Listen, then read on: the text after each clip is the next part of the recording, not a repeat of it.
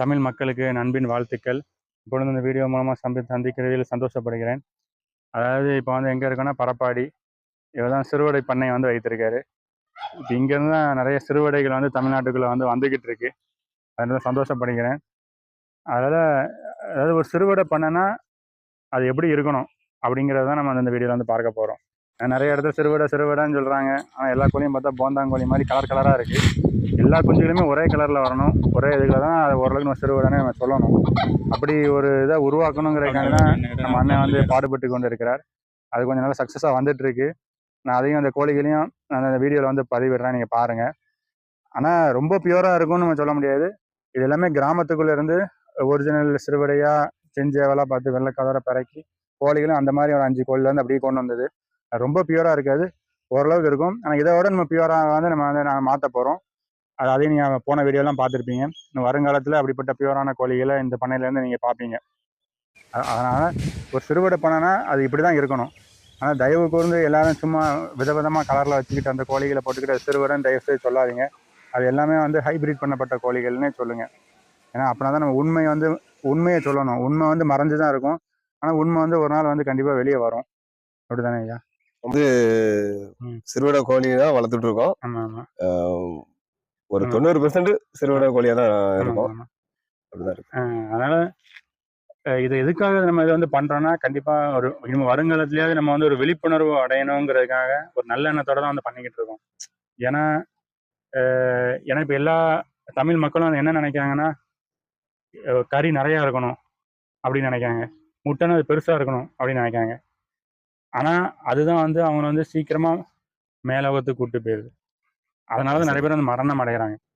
அதனால ஒரு விழிப்புணர்வு பதிவு தான். ஏன்னா கடவுள் வந்து நமக்கு டேரக்டா எப்படி படைச்சு கொடுக்காருன்னா, கோழி வந்து சின்ன கோழியா தான் இருக்குங்கிறதான் படைச்சு கொடுத்துருக்காரு. அந்த முட்டையுமே சின்னதாக தான் இருக்கும்.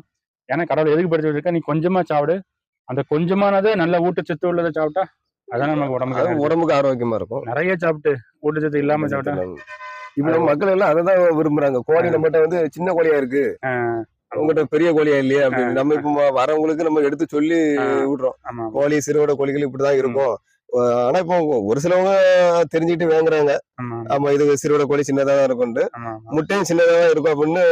இன்னும் நிறைய பேருக்கு தெரிய மாட்டேங்குது, பெரிய முட்டையா இல்லையா, நம்ம பண்ணையில சின்ன முட்டையா இருக்கு.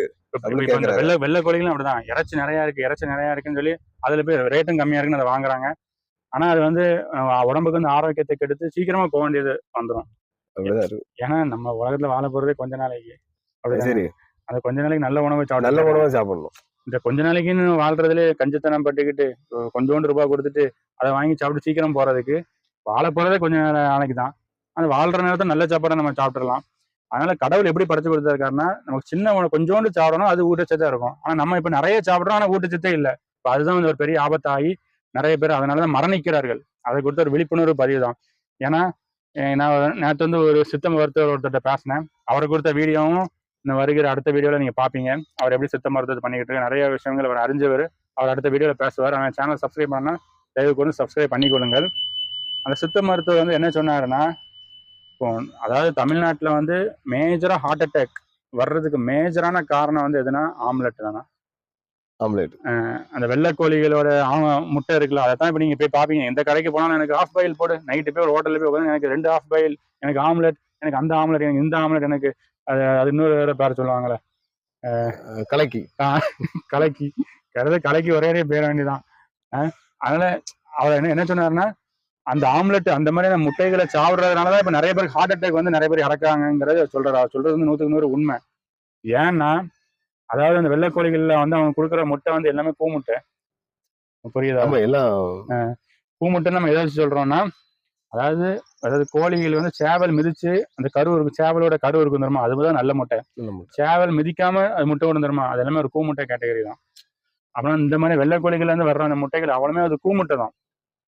அதனால அதை போட்டு நிறைய அப்படி சாப்பிட்டுக்கிட்டே இருக்கிறது தான் வந்து ஹார்ட் அட்டாக்கு அவ்வளவு நோய்களுக்கும் மூல காரணமே அதுதான். ஆனா அந்த ஒரு நல்ல விழிப்புணர்வு பதிவு தான் நாங்க சொல்றோம். நீங்க இதை ஏற்றுக்கொண்டு அவங்களுக்கு நல்லது. இல்லை இவன் என்ன இது குறை சொல்றான், இவன் இது சொல்றான் அப்படின்னு நினைச்சோன்னா அது உங்களுக்கு புரியுது. நாங்க சொல்ல வேண்டியது எங்களுடைய கடமை. அதனால நாங்க வந்து சொல்றோம். ஆனா இதுதான் வந்து 100க்கு 100 வந்து உண்மை. அதனால முட்டையை சாப்பிடும்போது வந்து நல்ல ஒரிஜினல் சிறுவடை கோழிகள் முட்டைகளால வான்கோழி முட்டை, இல்லை நேச்சுரலா கிண்ணி கோழி முட்டைகள், வெளியே மேயிற கோழிகளோட முட்டைகளை வந்து சாப்பிடுங்க. அதான் அந்த சேவல் மிதிச்ச முட்டையாகவும் இருக்கும், நல்ல வெளியே இருக்கிற மூலிகைகளை சாப்பிட்ட அந்த முட்டையாகவும் இருக்கும். அதனால மற்ற முட்டைகளையும் தயவு செய்து நீங்கள் வந்து சாப்பிட்றத வந்து நிப்பாட்டுங்க. அது உங்கள் ஆரோக்கியத்துக்கு வந்து நல்லது. அது என்னோட சேனல் நீங்கள் ஃபுல்லாக பார்ப்பீங்க. உங்களோட ஆரோக்கியத்துக்காக தான் நாங்கள் வந்து உண்மையை தான் பேசி கொண்டு இருக்கோம். ஏன்னடா குறை சொல்கிறான், அடுத்தவன் குறை சொல்கிறான், மற்றவன் சிறுவடை வளர்க்குறத குறை சொல்கிறான், அப்படி தயவு செய்து நினைக்காதீங்க. நம்ம அடுத்த வர்ற ஜெனரேஷனாவது ஒரு நல்ல உணவுக்குள்ள செல்லணுங்கிற அந்த ஒரு நல்ல எண்ணத்துல தான் பேசிட்டு இருக்கோம்.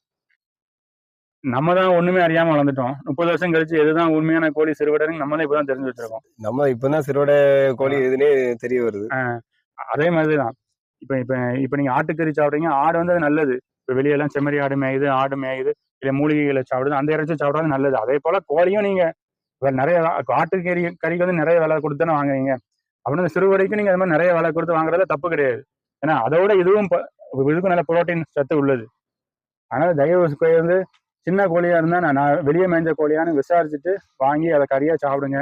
முட்டைகள் நாட்டுக்கோழி முட்டைகளும், வான்கோழி முட்டைகளும், கிண்ணி கோழி முட்டைகள், இந்த நேச்சுரலான கோழிகளை முட்டைகளை வாங்கி சாப்பிடுங்க. அது உங்களுக்கு கண்டிப்பா ஆரோக்கியத்தை கொடுக்கும்.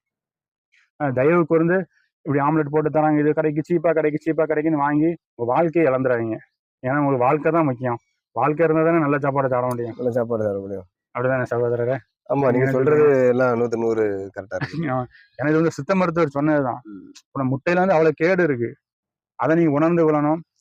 அதனால இப்போ நம்ம இந்த வீடியோலயும் இப்ப அண்ணன் வந்து எப்படி சிறுவடை கோழிகளை எல்லாம் வளர்த்துட்டு இருக்காரு எல்லாத்தையும் நம்ம அந்த வீடியோல வந்து ஃபுல்லா பார்ப்போம். இப்ப அண்ணன் வந்து இதுக்குன்னு ஒரு 2 லட்ச ரூபாய்க்கு வந்து பார்த்து பாப்பீங்க.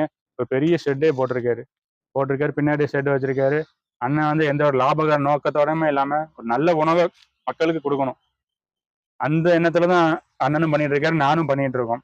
ஏன்னா கோழி பண்ணல இருந்து நம்ம லாபம் எடுக்க முடியாதுன்னு நமக்கே தெரிஞ்சு போச்சு. லாபம் எடுக்க முடியாதுங்கிறது தெரிஞ்சு போச்சு. அதனால இதை ஏன் பண்றோம்னா ஒரு நல்ல உணவை கொடுக்கணுங்கிற ஒரு சந்தோஷம். அதுதானே சந்தோஷம். அதான் சந்தோஷம் நம்மளுக்கு. அண்ணன் கையில இருந்து ஒரு 10 முட்டை ஒருத்தங்களுக்கு கொடுக்காங்கன்னா அதுதான் உண்மையிலே சந்தோஷம். இப்ப போய் அண்ணன் போய் ஒரு டாக்டர் படிச்சு நோயாளியை வந்து குணமாக்குறது அது வேஸ்ட். அதை விட ஒருத்தனை நோயாளியே ஆக்க விடாம அண்ணன் பண்ணிட்டு இருக்காரு, அதுதானே தலை சிறந்தது. அப்படிதானே? சரி, எத்தனையோ டாக்டர்ஸ்கள் பெருகி இருக்கிறத வர இந்த மாதிரி நல்ல உணவுகளை கொடுக்குறவங்க பெருகுனா நோயே வராது. நம்ம சிறுவடை முட்டையெல்லாம் சாப்பிட்டா நோய் எதிர்ப்பு சக்தி அதிகமா இருக்கும். அதனால அந்த நல்ல காரியத்தை பண்ணிட்டு இருக்கோம். நீங்களும் இந்த மாதிரி நல்ல காரியத்தை வந்து பண்ணுங்க. ஏதாவது விவசாயத்துல பணம் சம்பாதிக்கணும், ஒன்னு இத்தனை கோழியை போட்ட உடனே இத்தனை கோழி வந்துடணும், இத்தனை முட்டை விட்டு இத்தனை லாபம் வந்து முதல்ல தியரிட்டிக்கல் கால்குலேஷன் பண்ணிட்டு உள்ள வராதிங்க. வந்தீங்கன்னா நீ பெரும் நஷ்டம் தான் சந்திக்கணும். அது நான் கோழிக்கு மட்டும் வீட்டுக்கு விட ஒரு 10 கோழி 5 அப்படியே வளர்த்து அதே மாதிரிதான் மாடுன்னு போட்டோன்னே மாடு நிறைய வாங்கி விட்டு பெரிய லாபத்தை எடுத்துட்டு உள்ள வராங்க, பெரிய நஷ்டத்தை சந்திக்காங்க நிறைய பேர். ஆடும் அப்படி வராதிங்க. நீங்க விவசாயத்துக்குள்ள வர்றதா இருந்தா நல்ல உணவை மக்களுக்கு கொடுக்கணும். அந்த எண்ணத்தோட வந்தீங்கன்னா நீங்க கடைசி வரைக்கும் சக்சஸ் பண்ணலாம். நீங்க இல்ல இதுல நான் பெரிய கோடி எடுக்கணும்னு நினைச்சீங்கன்னா அது கதைக்கு ஆகாது, வேலைக்கு ஆகாது. அவங்களும் ஆசையை தூண்டுவானு இந்த மரத்தை வைங்க, அது ஸ்பீடா கொடுத்துரும், இந்த கோழியை வாங்க, இது நிறைய முட்டை விடும் அப்படிமா. நீங்க எல்லாத்தையும் வாங்கி 100 200 வாங்கி உங்களுக்கு தான் அது நஷ்டமாகும். அதனால ஜாக்கிரதையா இருந்து கோழி பண்ணை ஆரம்பிக்கணும் சரி, விவசாயம் பண்றாலும் சரி, என்னுடைய வீடியோ ஃபுல்லா பாருங்க. என்னோட பிளேலிஸ்ட்ல இருக்கிற அத்தனை வீடியோவும் பார்த்துட்டு தெளிவா புரிஞ்சுட்டு அவசரப்படாம ஒரு பண்ணையை வந்து ஆரம்பிங்க. ஒரு மெதுவா எப்படி அதை ஒருங்கிணைந்த பண்ணையை ஆக்கணும், எப்படி அதை ப்ராக்டிக்கலா பண்ணணும் எல்லாத்தையும் தெரியறதா நல்லா படிச்சுட்டு அதுக்கப்புறம் உள்ள இறங்கி கொஞ்சம் கொஞ்சமா பண்ணுங்க. நீடிய பொறுமையா இருங்க. அவசரப்பட்டு பண்ணீங்கன்னா எல்லாமே வீணாயிரும். பொறுமையோட ஒவ்வொரு வேலையும் மெதுவா பண்ணீங்கன்னா அது உங்களுக்கு கைப்பிடிப்பும் இல்லாம நஷ்டமும் இல்லாம அது உங்களுக்கு லாபத்தை கொடுக்கும், கண்டிப்பா கொடுக்கும். அந்த மாதிரி தெளிவா பண்ணுங்க.